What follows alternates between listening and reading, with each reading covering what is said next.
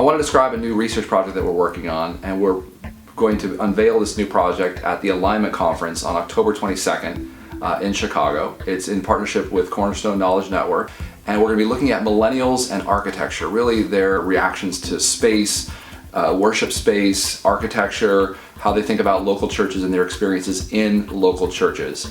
And this is a new study we're doing, a brand new research that we're looking at all sorts of different sort of spiritual journeys and how those map against their expectations of today's churches. So we're actually doing some really cool, groundbreaking stuff, trying to understand a little bit about ways that we might structure our architecture, our worship environments, the places that we meet, the ways that we facilitate community. There's a lot about not just sort of the theory behind what they think of church, but actual data behind what they're sort of experiencing related to worship spaces and architecture. One of the things we're doing in this study is that we're actually looking at some of the work we've done in Unchristian and You Lost Me, different segments of today's millennials. One of the things we've done is looked at prodigals, nomads, exiles, many of the faithful young students that are still active churchgoers.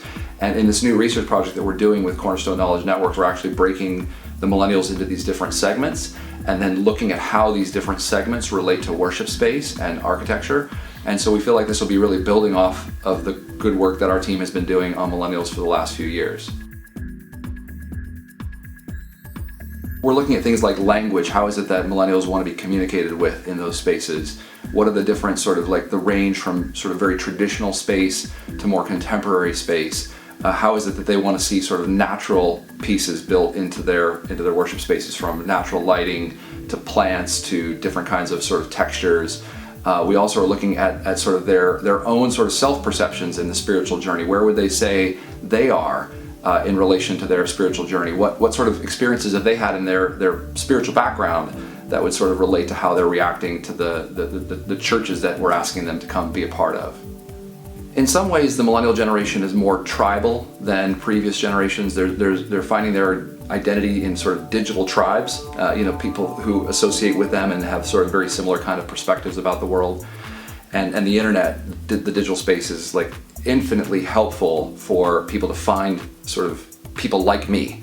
And so one of the things that we have to recognize is that it's becoming more and more important for us as church leaders in the United States and in the West to think about these different tribes of millennials.